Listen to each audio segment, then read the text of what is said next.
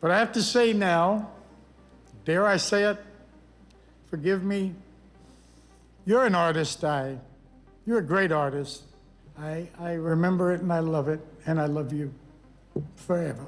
5 days. That's how long Al Pacino stayed silent after Diane Keaton died. And when he finally spoke, it broke hearts all over again. What haunts isn't how the love stories end badly. These two people were this close to forever, but something invisible kept pulling them apart. What did Pacino really admit about losing her? She called out to me. She said, "Al, you're gonna be okay.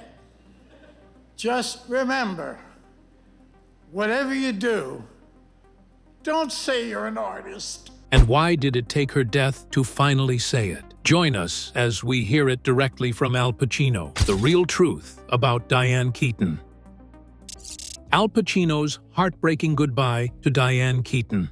When Al Pacino's memoir came out in 2024, no one saw it coming. In those middle pages, buried between stories of fame, chaos, and mistakes, he suddenly started talking about Diane Keaton. Not like the others, not like a co-star or an old flame. He wrote, "She helped me through financial ruin by pushing Sea of Love." You could almost feel his guard drop in that one line. That wasn't just gratitude, that was a confession. The kind a man only makes once he's lived long enough to know what he lost. Then came the part that stopped everyone cold. "We got drunk together after the Godfather shoots, and I knew then I'd never meet anyone like her again." Simple words, but they hit like a gut punch. He knew, in that blur of late-night laughter and half-empty glasses, he knew exactly what she was. Something rare, something impossible to find twice. Diane Keaton wasn't just another woman in his story. She was the story. And from that night on, he carried it, decade after decade, film after film, living with the quiet truth that he'd already met the love of his life and somehow let her slip away. When Diane died on October 11th, 2025, at 79, those words came back like a haunting refrain. Suddenly, the quotes weren't nostalgic, they were final. Journalists pulled the passages, fans reposted them. People whispered that maybe Al had been mourning her all along. Because now, that line, "I knew I'd never meet anyone like her again," wasn't poetic anymore. It was a prophecy. Then Al spoke. 5 days after her death, he finally broke the silence. His statement was brief, almost trembling. "I loved her. She was the soul of Kay Corleone beautiful, yes, but look closer." He said he loved, past tense, because time had caught up, because whatever he might still feel, she was gone. And the language of the living can't touch the dead. But here's the thing, what he was really admitting wasn't regret about not marrying her, or bitterness over what they didn't become. It ran deeper than that. He was admitting that Diane Keaton shaped him, that her presence, her chaos, and her light rearranged something inside him. And he's been living with that shift ever since, quietly, privately, trying to translate it into words for half a century. You can sense it in the pauses of that statement, in the weight behind loved. It's not just a farewell, it's the release of 50 years of unspoken truth. The kind of truth that only surfaces when there's no one left to tell it to. She changed him. He knew it then. He knows it now. And maybe that's the hardest part, realizing the one who saved you never really leaves, even after she's gone. But here's what nobody understands about why this confession hit so hard. She was already gone when he finally spoke it. So how did he live with that knowledge all those years? And what made him finally break his silence now? The bizarre audition that started it all. It began in 1971, in some dim New York bar that smelled like beer and cigarette ash. Two strangers had been told to act like lovers. That was it. No violins, no lightning strike of fate, just an audition. A love scene between two people who didn't love each other yet, who barely even knew how to look at one another. Diane would later laugh about it. "I remember the first time I met Al," she said once. "We met in a bar because we had to audition for The Godfather. The encounter was strange. Two young strangers, quiet and unfamiliar, asked to perform a love scene together. They were nobodies then. The studio didn't believe in either of them. Francis Ford Coppola did, though, not because of fame or polish, but because of something else. He wrote in his notes, "I saw something different in him, a silence that made others wary. And for her," he wrote, "she looks like someone who doesn't belong to the mafia world. She will soften the darker corners of the story." That's what he saw. Al's silence, Diane's softness. Not their resumes, not their faces. The thing beneath all that, the part you can't teach. Diane remembered that Al hardly said a word during that first meeting. He just sat there, half in shadow, smoke curling up between them, watching her. That quietness, it wasn't empty. It was full of something, a kind of stillness that made her lean in, trying to figure him out. And maybe that's where it really started. Not with a kiss or a script, with a gaze across a smoky bar that said more than dialogue ever could. They both got the parts, of course. And when filming finally began, months later, something unspoken began moving between them. It wasn't obvious. Not at first, but people on set started noticing. The way she'd look for him when he wasn't around. The way his face softened when she laughed. The shoot stretched on for months. Long, tense days. Al kept mostly to himself, retreating into that strange quiet he carried everywhere. He barely spoke to anyone except Coppola. Diane, though, she was sunshine. She talked to everyone. She kept spirits up when the atmosphere got heavy, but when she was near him, something shifted. She seemed to fold into his silence instead of breaking it. One crew member later said, "She made Al smile for the first time in weeks." And people remembered it because it felt rare, like watching winter thaw for a second. Diane was the only one who could reach him. Not because she worked at it, not because she flirted or performed. She just got him. She understood that silence could be a language too, one you don't need words to speak. And that's what they built between them during those long shooting days, a quiet understanding, fragile and real, hidden beneath the noise of cameras and lights. That was the beginning. Two strangers pretending to love each other until, somewhere along the line, they stopped pretending. Here's the strange part that changed everything between them. If that audition was just a test, when did it stop being pretend? Too good to be true.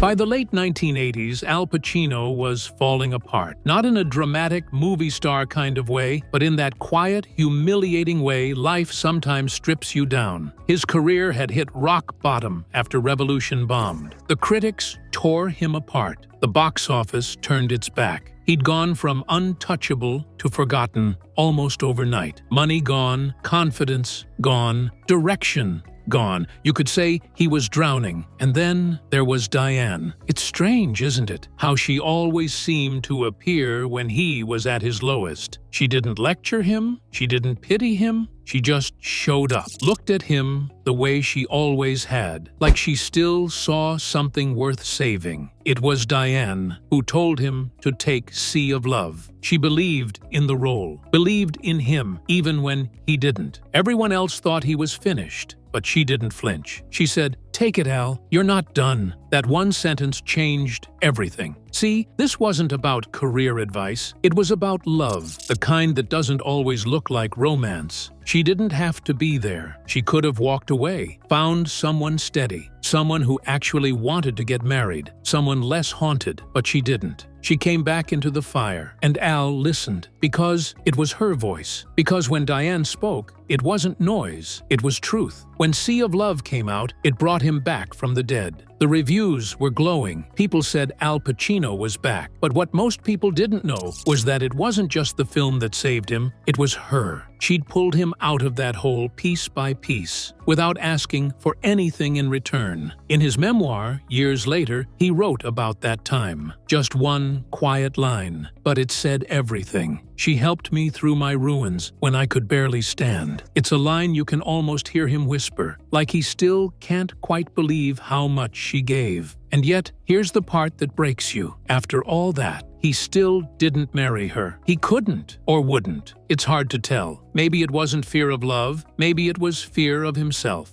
Some say he just didn't know how to let anyone all the way in. But that's what makes this whole story ache, because she saved him. She gave him back the one thing he thought he'd lost forever, himself. And in return, she got the same man who still kept one foot out the door. You can almost picture it. Diane standing there, watching him climb again, knowing he wouldn't stay. And Al, too proud or too broken to say what he really felt. Two people who understood each other completely but couldn't make it work. That's the moment that defines them. Not the red carpets, not the Godfather years. That moment when she believed in him more than he believed in himself. So if she was willing to sacrifice her time and risk her own reputation to help him when he had nothing, what did he want that was worth more than her? And when exactly did it dawn on him that what he'd let go was irreplaceable?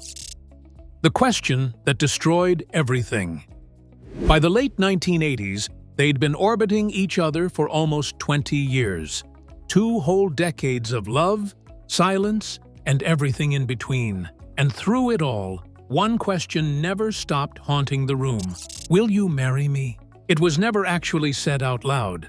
Not like that, but it lived there, unspoken, floating in the quiet moments after arguments or in the pauses between their laughter. Diane felt it every time she reached for him, and he hesitated. Every time she needed him to speak, and he didn't. What she wanted wasn't complicated. She wanted something solid, something that said, I choose you, not for now, for always. She wanted a life, not just a story, something that could stand when the lights went out and the applause faded. She wanted proof that love wasn't just about timing, it was about courage, and he couldn't give it. In her memoir, Diane didn't dress it up. She wrote, I told him if he didn't want to marry me, I was leaving, and I did. It wasn't impulsive. It was years of waiting for an answer that never came. That line hits like a knife, because you can feel what's behind it. That wasn't anger, that was exhaustion.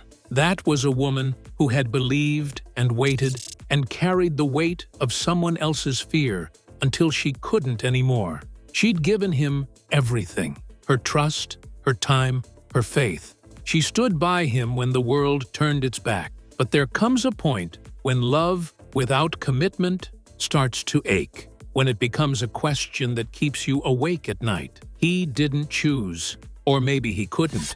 That difference matters, because maybe he wanted to say yes. Maybe he rehearsed it once or twice in his head, but something, fear, maybe, or old wounds he never healed, kept him still. Some people just don't know how to stay when things get too real. So she did the only thing left to do. She walked away. After nearly 20 years, she packed up her love and left it behind. No grand fight, no dramatic ending, just a quiet decision to stop waiting for someone who couldn't meet her halfway. Because Diane understood something he didn't. You can't love someone into readiness. You can't beg them into bravery. You can't force them to choose you. It takes courage to leave someone you still love, but it takes even more to admit they'll never love you the way you need. So she chose herself. And that choice, painful, steady, necessary, became the turning point of her life. The moment she stopped being the woman waiting in the wings and became the woman who finally took center stage. He stayed frozen in his silence. She walked into her freedom. And that's how their story really ended. Not with a proposal, but with her realizing she didn't need one. But here's what destroys us all about this moment. What was he actually afraid of? Because by then, he'd already lost her in every way that mattered. So what exactly was commitment going to take from him that losing her hadn't already taken? They said goodbye for real. They were filming The Godfather Part 3. Francis wanted the same faces, the same chemistry, the same quiet magic that had made the first 2 legendary.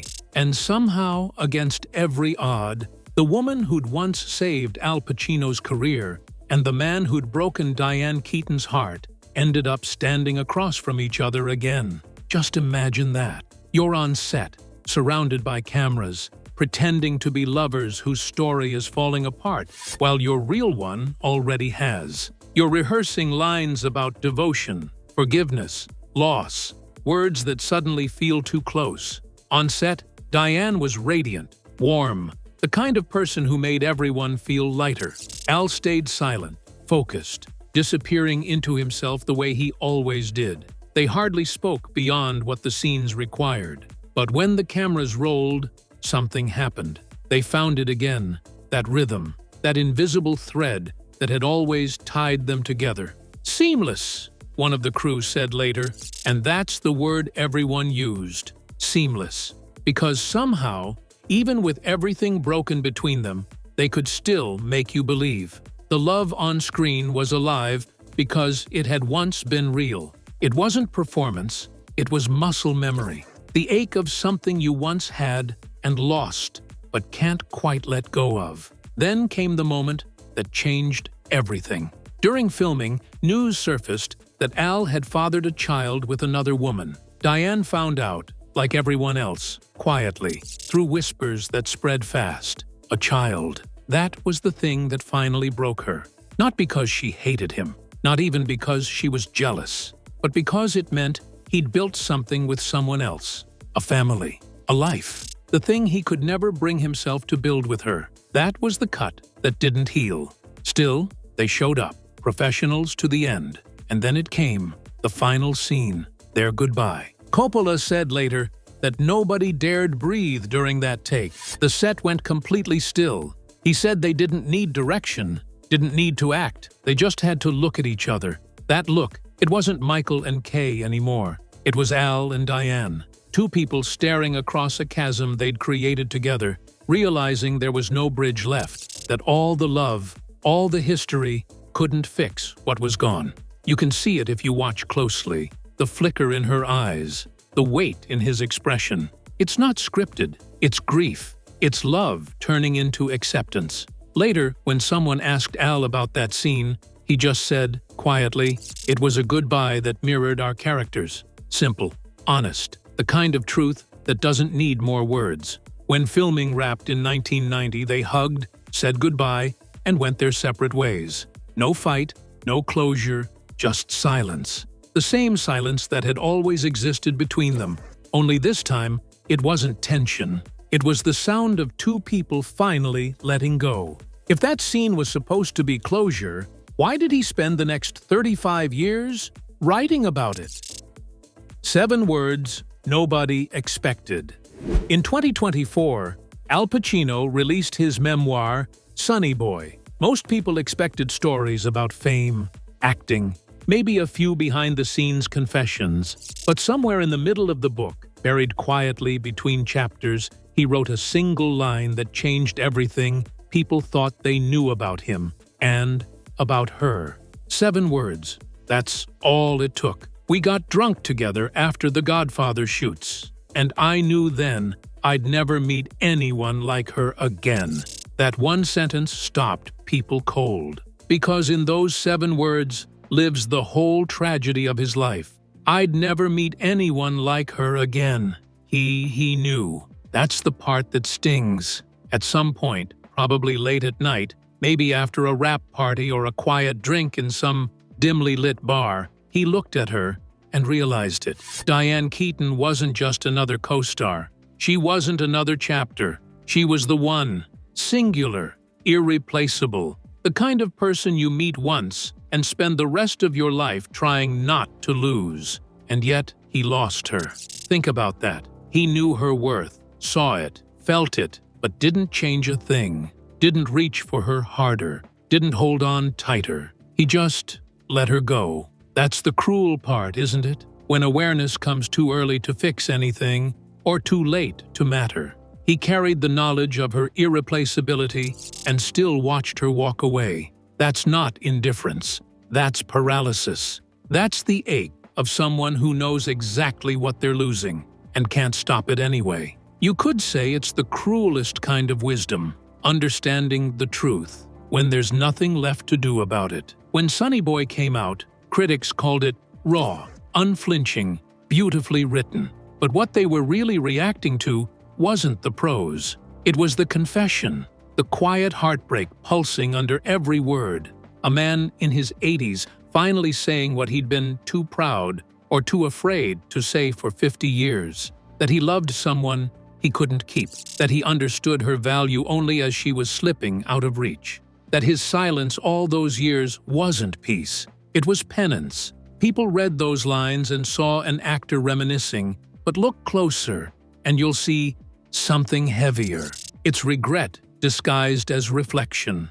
It's the sound of a man realizing the role of a lifetime wasn't Michael Corleone. It was the part he never played. The husband Diane Keaton once wanted him to be. He knew what she meant to him. He always knew. And somehow, that makes it worse. Because he didn't lose her by accident. He lost her by choice. Or by the fear that kept him from making one. 7 words. That's all it took to unearth 50 years of buried truth. And when people finished reading, they didn't talk about the movies. They talked about her.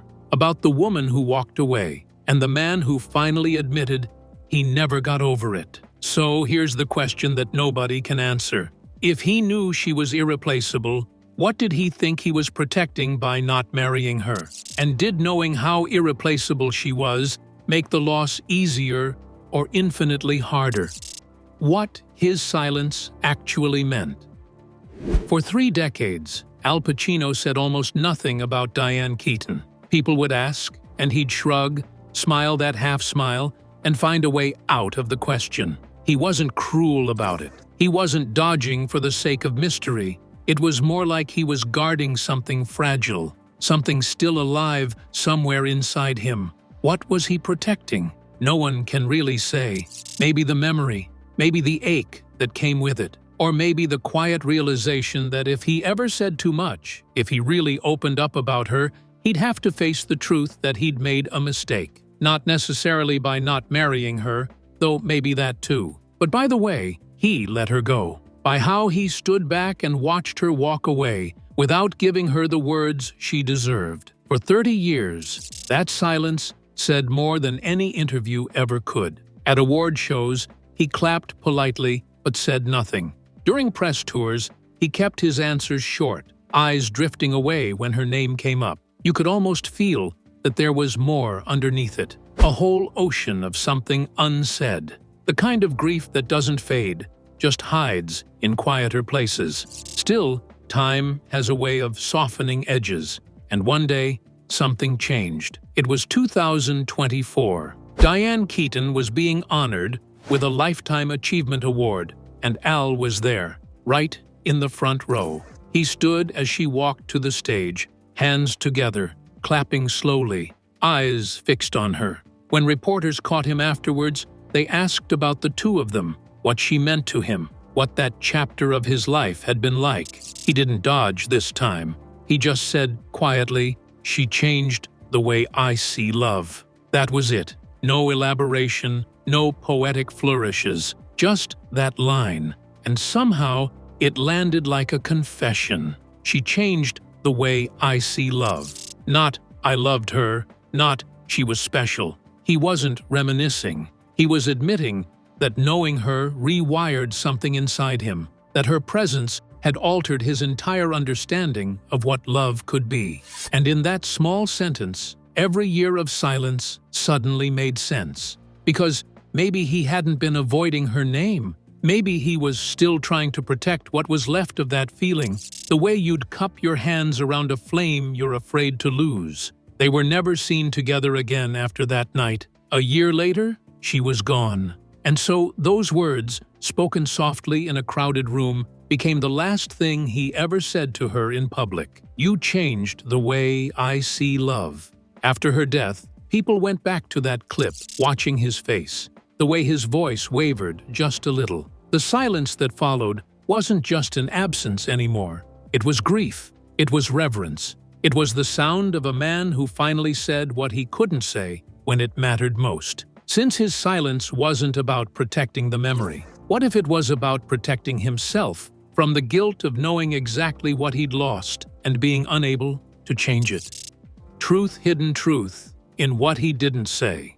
When Diane Keaton died on October 11th, 2025 at 79, the world did what it always does. It went digging. People searched for meaning in every silence she'd left behind. They replayed interviews, zoomed in on photographs, rewatched scenes from The Godfather Part 3 like detectives scanning a case file, hoping to catch some flicker of truth in his eyes. Because that's what we do. We build stories to make sense of loss. And the one that spread fastest was simple. Al Pacino regretted not marrying Diane Keaton. But maybe that's not the real story. Maybe what he didn't say matters more than what he ever did. Diane was always the more direct one. In one old interview, she said, "He was the love of that time of my life." Each man had a different decade. That was her. Honest, unflinching, almost casual in the way she framed something so enormous. She had made peace with their past. She didn't linger in what-ifs or romantic mythology. She went on to live her life. She adopted 2 kids, Dexter in 1996, Duke in 2001, and spoke about how motherhood, not romance, had taught her what love really means. So Diane found her closure. She didn't wait for him to become who she wanted. She became that for herself, built something real, stable, grounded. Al, though he never seemed to move. For 50 years, he circled the same ghost, never naming it outright, never shaking free from it either, always orbiting that one decision, the one he couldn't undo. The truth, buried under decades of silence, is almost too simple. He was afraid, not of marriage as a ceremony or a contract, but of what it meant to be fully seen, to be known in the way real love requires, to say, "I choose you," and mean it again and again, through the ordinary days and the terrifying ones. That's what frightened him, the permanence of being understood. Diane saw that fear long before he ever said a word. That's why she left. She couldn't keep waiting for him to find the courage to love her all the way. She wanted a full life, not a suspended one. She wanted to grow, not just ache. And so she walked away, quietly, gracefully, without bitterness. What he did instead was preserve the dream. By never marrying her, never truly letting her in, he kept the fantasy intact. In his mind, she stayed untouchable, perfect, luminous, preserved in the soft focus of memory. The Diane Keaton he lost remained forever young, forever his, frozen in time before real life could touch her. And maybe that's what he was protecting all along. Not her, not even himself, but the story. The perfect version that could only survive in silence. The one where love didn't fail, it just never got the chance to live. Thank you for watching. Like, comment, and subscribe. Also, check out another interesting video by clicking on the link shown on your screen. See you on the other side.